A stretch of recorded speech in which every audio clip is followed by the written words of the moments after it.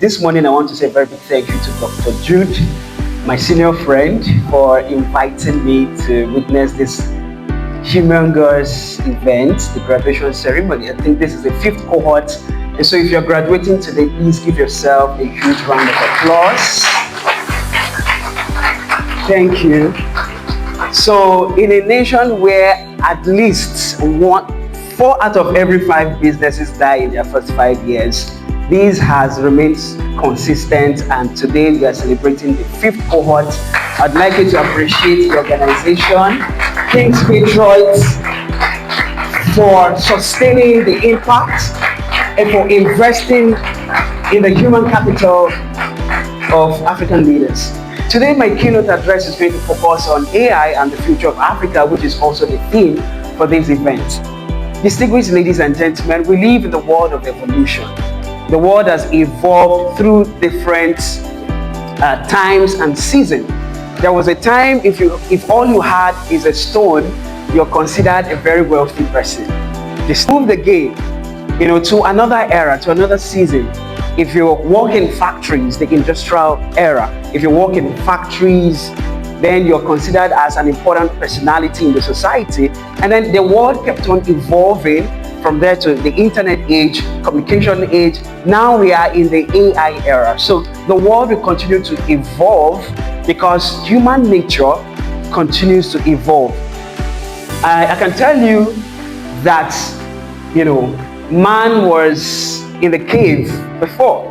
He didn't wear suits and ties and nice shoes and perfumes. That didn't bother him, right? He was in the cave.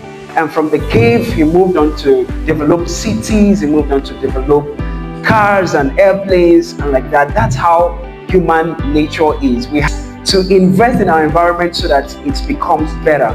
And that is what actually makes us different from animals. The elephant will never in his imagination want to build 4-bedroom duplex.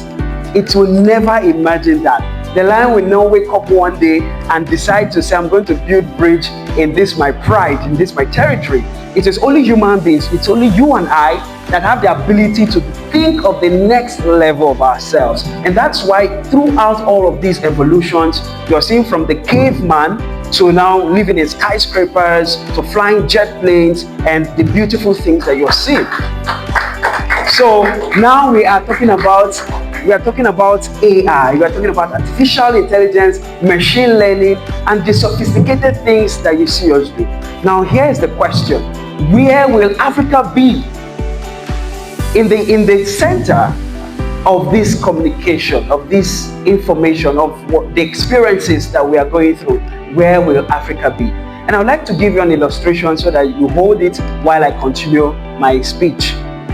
Now think about a dinner table, because there are 3 categories of people at the dinner table. Number 1 are the diners, people who will sit to eat. Number 2 are the waiters, those who will serve the food. Number 3 is the food itself on that table. So we want to ask the question: is Africa among the diners, the people sitting? Or are they the waiters, those who are serving? Or are they the food to be eaten on the global dinner table of civilization? But today we want to change that experience.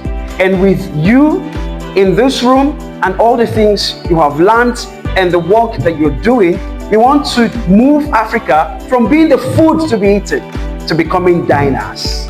Those who can make decisions, those who can actually say, no, we are a major part of contributing to what the world witness. Solutions in education, to build solutions in agriculture, to build solutions in finance, in economics, in real estate. Depending on the area and the niche you play in, you are using AI to build solution in that area. And so that's how I want us to think. And to give you an example of how powerful vision is, let's go back to the days of to go. I don't know, millennials in the house, if you did to go with me, I don't know.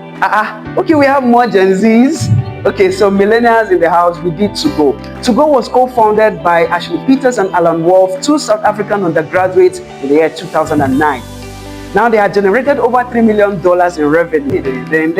And then you pick it and speak on top of his voice so that it will attract the attention of those who do not have. So it was a thing. If you had a Nokia phone, you were considered one of the biggest boys. But today, even you cannot take it for free. You may use it to pluck mango or guava, but you cannot use it to say, I have a phone. We have Android devices now, phones that you have to tap on the screen. Why? They did not, go into the next level.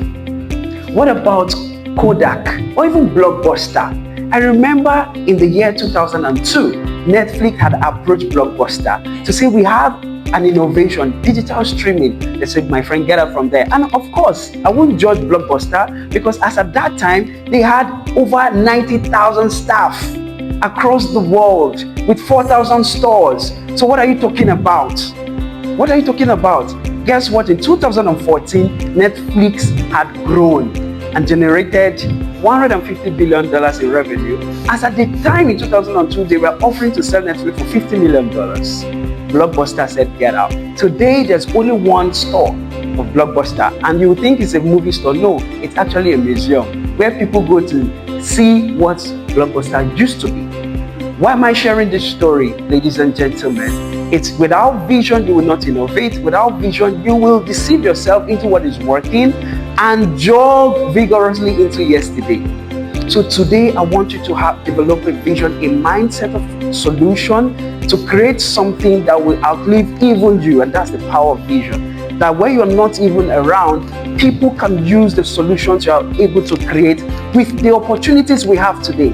Today we have AI, we have machine learning, we have the digital space. And these are opportunities that we can leverage to create the solution that will be beneficial to not just ourselves, right? But to people who will, pass through the continent.